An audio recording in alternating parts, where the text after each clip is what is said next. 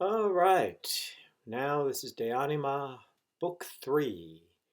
And then the other lecture that's posted is the Nicomachean Ethics Book 1. We'll pick up on that theme on the Nicomachean on Monday when I get back.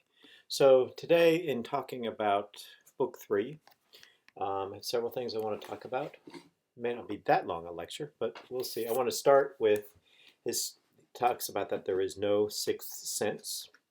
Um, and I want to read the kind of first paragraph because this basically is dealing with perception, and then it gets to the nature of reason and practical thinking. So some good stuff in here.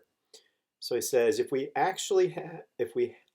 have actually sensation of everything of which touch can give us sensation, and if absence of a sense necessarily involves absence of a sense organ, and if one, all objects that we perceive by immediate contact with them are perceptible by touch, which sense we actually possess, and two, all objects we perceive through media, that is, without immediate contact, are perceptible by or through the simple elements, for example, air or water. And if more than one kind of sensible object is perceivable through a single medium, the possessor of a sense organ homogeneous with that medium has the power of perceiving both kinds of objects. For example, the sense organ is made of air, and air is the medium both for sound and color, then they will perceive it. So this is where sight and seeing something through water doesn't work on Aristotle's theory because it's different mediums that you're going through. So he has a view of sensation that is physical here, that it's based on the types of mediums. So every sense has to have some sort of physical component. And there's only 5 of the physical components: taste, touch, sight, and sound. And so that's that for that. But he then goes on, and this is, I think, probably the more interesting point that he brings up. After talking about sensation for a little while, he talks about what he calls the common sensibles. This is at the bottom of 582, and it's 425b. So what he says here is that it might be asked why we have more senses than one. Right? Why don't we just have like some uber sense that just can see everything, just all in one sense faculty?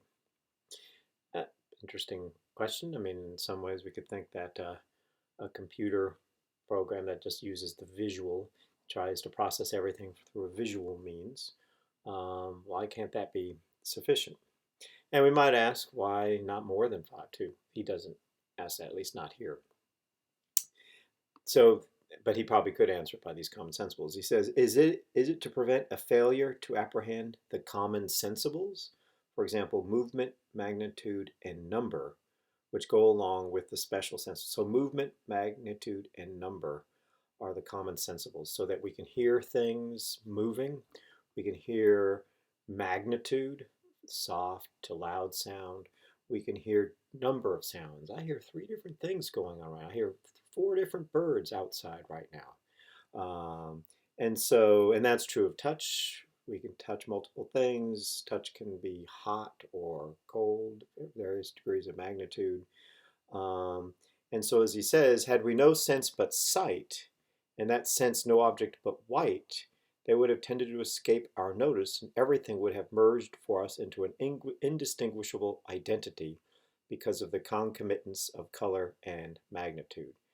There's a famous quote by, I think it's Hegel in Critique of Schelling, and says that Schelling talks about night with all the cows being black, which may, in other words, there's no distinction, there's no distinguishing going on in his theory. So we need to have the common sensibles in order to identify different things. And having different senses, being able to perceive the same things from different magnitudes, different angles, and different perspectives, helps us to differentiate things in terms of these common sensibles. So that's his argument for why we need to have more than one sense. Okay.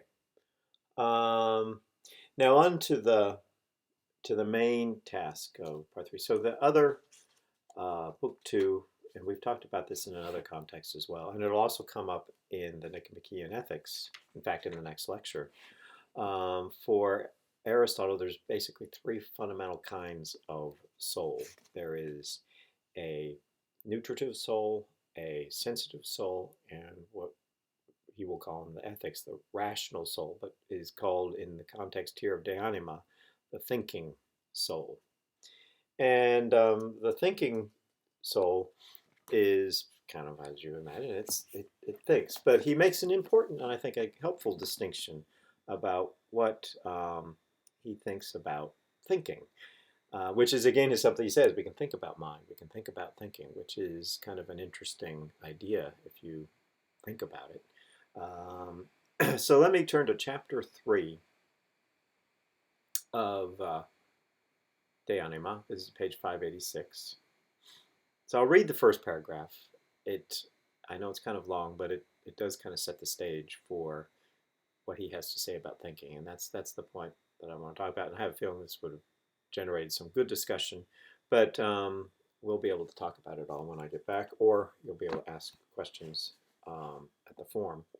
So what he says here, he says, there are two distinctive peculiarities by reference to which we characterize the soul. One, local movement, and two, thinking, discriminating, and perceiving. So one of the things is that the soul is kind of the principle of motion, the principle of movement of the things that it is ensouled within.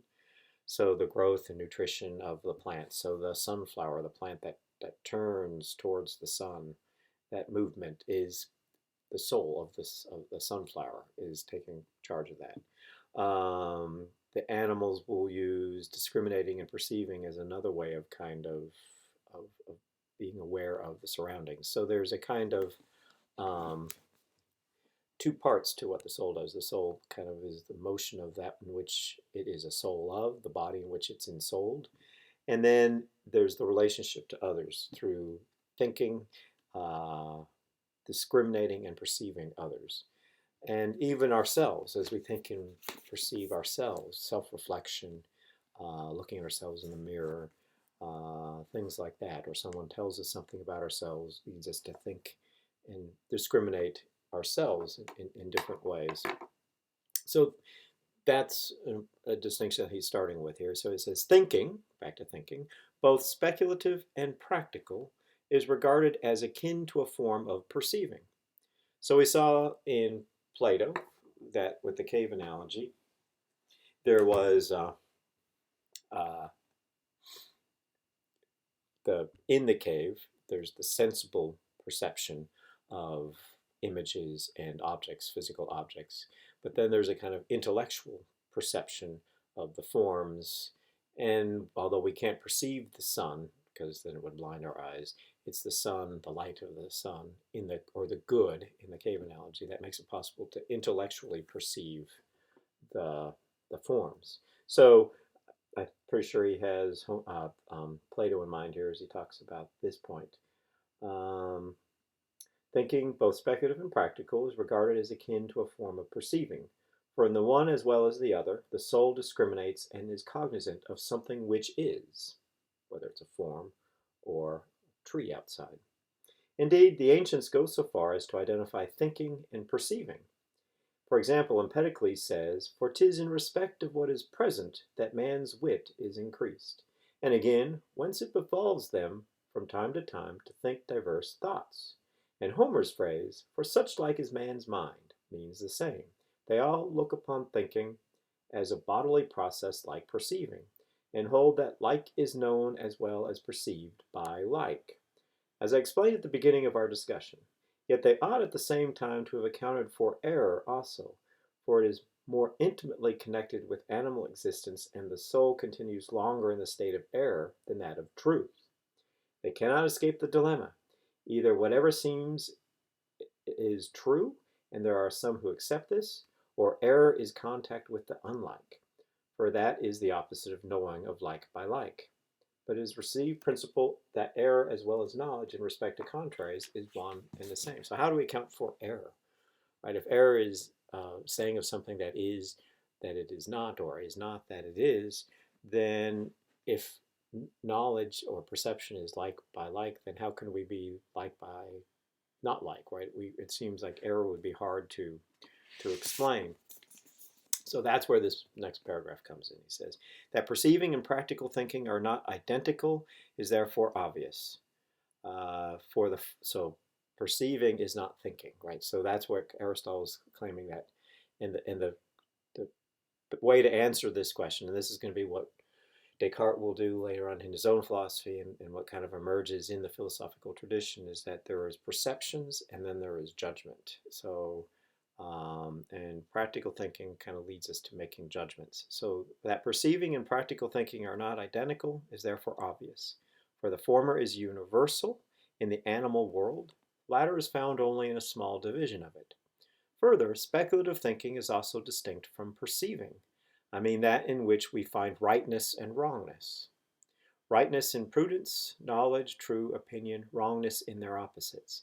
For perception of the special objects of sense is always free from error, and is found in all animals, while it is possible to think falsely as well as truly, and thought is found only where there is discourse of reason as well as sensibility. So let's take that famous example that I know I've talked about before of feeling the elephant. 5 different people are looking at the elephant, and one's got the tail, one's got the trunk, one's got that leg, one's got the ear, and they're blindfolded. So they're using the sense of touch. So they're each using one of their senses. If they had the sense of sight, they obviously would be able to see the whole elephant. But the example fits regardless, because we could set up a different example with sight. But the idea is that what's going on with the senses is indubitable for Aristotle. We can't doubt the senses as the senses present the information to us. But when they come along and say, this is a rope, or this is a tree trunk, or this is a big leaf, or a hose, they are going beyond just perception to an act of thinking. And the act of thinking is formulating a judgment. And that's where error comes in, because that judgment may be wrong. I think I gave the example, if it wasn't in this class, it was, no, actually it was in the intro class, which some of you are in. I gave the example of seeing someone I thought for sure was a friend of mine from grad school at a restaurant. And just close this door real quick.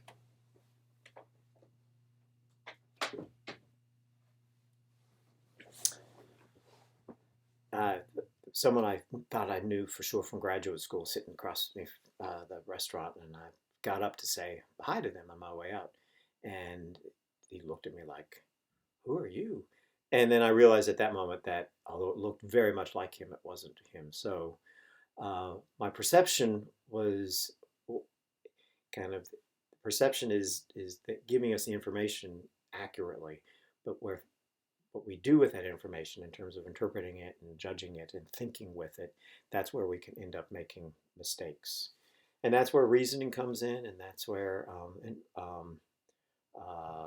all the good things that come from thinking as well come in as a result, including, as we will see as we go through the ethics, including overcoming our bad habits, doing the right thing, and living a life of happiness, and setting up the best political systems we can, et cetera, et cetera. So thinking is, and especially thinking with language and using language to express our thoughts, is a crucial part of Aristotle's idea here about soul. And so that's kind of the third part, soul, that we have. We have sort of the nutritive soul, which is an activity that's growth that all animals have, all living things have. And then we have the sensitive soul, which is perceiving and discriminating. But most animals probably don't exercise thinking in the sense that we exercise thinking. They probably are more reflexive, more instinctual in their response to what they perceive. Some of it might be learned associations, kind of like Pavlov's dog. But we as human beings, with our practical thinking, our rational faculty, that nature of soul, we're able to take perceptions and see the universals that these perceptions are perceptions of. So that's a key part of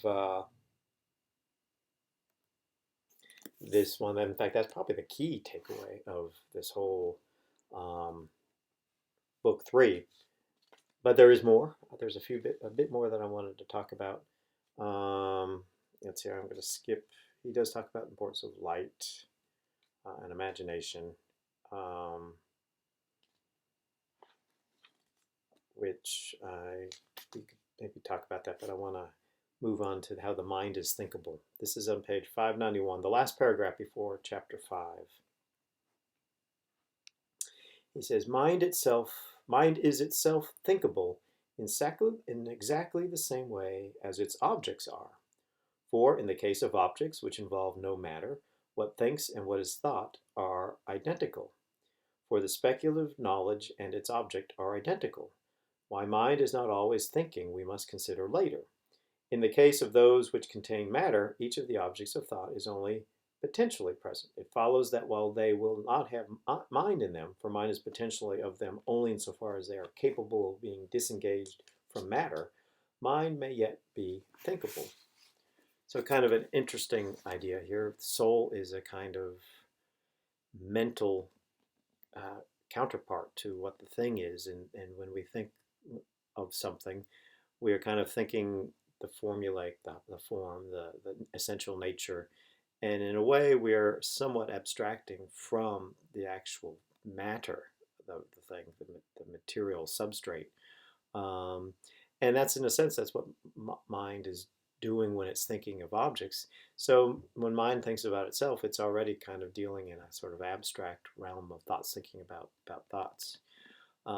Aristotle doesn't talk about this here, but that's one of the problems with thinking about thought is that it can kind of go on these sort of unchecked abstractions and nothing gets anchored. So for Aristotle, we always do need to bring thought back to nature, bring it back to the things of the world that are moving, things that are, and that's where the importance of the common sensibles comes in. That's where the importance of thinking, and that's why Aristotle was not speculative abstract thinker for the sake of being speculative abstract thinker. He was one who wanted to understand the natural world. He was more a scientifically minded philosopher, even though that wasn't a term at that time. Okay.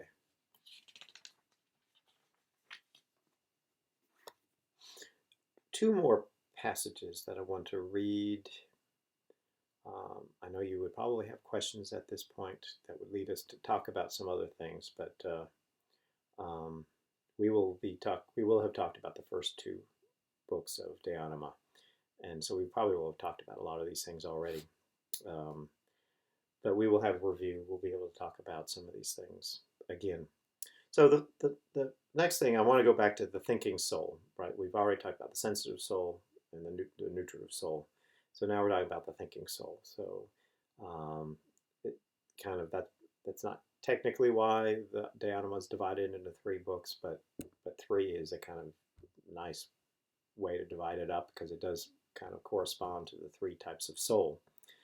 So the first paragraph on page 594, or this is at 430, the third paragraph in chapter 7, he says that to the thinking soul, images serve as if they were contents of perception, and when it asserts or denies them to be good or bad, it avoids or pursues them. That is why the soul never thinks without an image. The process is like that in which the air modifies the pupil in this or that way, and the pupil transmits the modification to some third thing, and similarly in hearing, while the ultimate point of arrival is one, a single mean with different manners of being. So kind of what Aristotle has in mind here, and granted this is a 4th century BC theory of mind that's kind of going on here, but the idea is that just as perception and hearing have a medium through which it's possible to happen, if without sound, without air, there would be no sound. There's that kind of statement, I think it's from a movie, that no one's screams in outer space are heard, right? Because there's no oxygen and no one will hear your screams. But under water, you can hear sounds. In fact, sounds travel further underwater because of the nature of that medium. And light is the medium through which perceptions are made possible through which we are able to see things. So thinking is, for Aristotle, done through images. Now, there are some interesting, more recent studies that would argue that some people actually think without images. They don't have an imaginary life. In other words, they don't have images going on in their head. That they are non-imagistic as they live in the world. So they don't really have thoughts that have images with them. They're more linguistic, more words. So Aristotle seems to think, and now maybe the image is the images of the word. So I mean, one way to test this would be to try to kind of block out all your thoughts and like sit in meditation and then just kind of like contemplative prayer or something like that, just sort of see what comes first. Is it words that come first or images that come first? Aristotle um, argues that it's mostly images that come uh, first, and it kind of makes sense if we think about the way mathematics itself was done at this point in time, especially like geometry, the more advanced mathematics of the time. It was very much tied to the perceptual world, so the images of a triangle and so on, and the drawings and Euclid's elements and so on. And so thought was, and mathematical thought in turn, was thought through these kinds of images.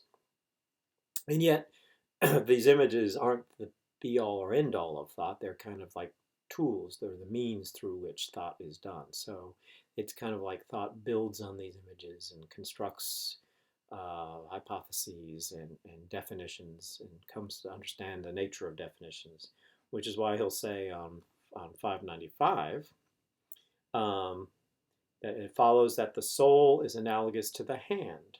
For as the hand is a tool of tools, so the mind is the form of forms, and sense the form of sensible things. So if the soul is the formulaic nature and moving principle of things, and the mind is the sort of form of forms, then what does that mean? The mind is capable of thinking forms. It's of grasping forms. So there's a cat will have a substantial form or a formulaic formula that makes a cat that's sitting right before me and so on. But that form is not something the cat itself can think about. The cat cannot understand the nature or definition of a cat, right? They can't understand the formulaic principles at work that make a cat a cat. Why? Because a cat doesn't think. It doesn't have the mind as the form of forms. Humans, as the rational animals, do have the mind as a kind of form of forms. So that, I think, is a good point to stress about that. And then the last thing that I want to mention, on page 600,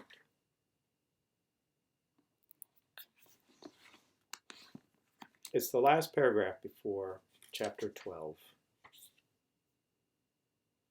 I know, as I've said before, there's a lot of stuff in each of these chapters. I can't go paragraph by paragraph through every one, so I try to hit some of the highlights and some of the points I think are most important to get at what I think Aristotle is arguing, where Aristotle is coming from, so that you can have a kind of good, your bearings straight as to where Aristotle is coming from. And I would hope that you will be interested in Aristotle to continue to read more and more and go into the deep dives of Aristotle's text and Aristotle's philosophy. But you can't do everybody. You might find other philosophers, that Thomas Aquinas, that you might want to do the deep dive on. But as you all know, there's plenty of options out there. So with that said, this will be the kind of the last paragraph that I want to read from this. And so what he says is, the faculty of knowing is never moved, but remains at rest. So again, it's kind of like knowledge is the sort of first principle, not in the sense of an unmoved mover, because it's not like knowing moves things. It's more of a still contemplation, right? It's more forms reflecting forms, right? It's kind of the form of things is reflected in the form of mind. So no motion is going on. It's just more of a kind of reflective grasp or reflective thinking.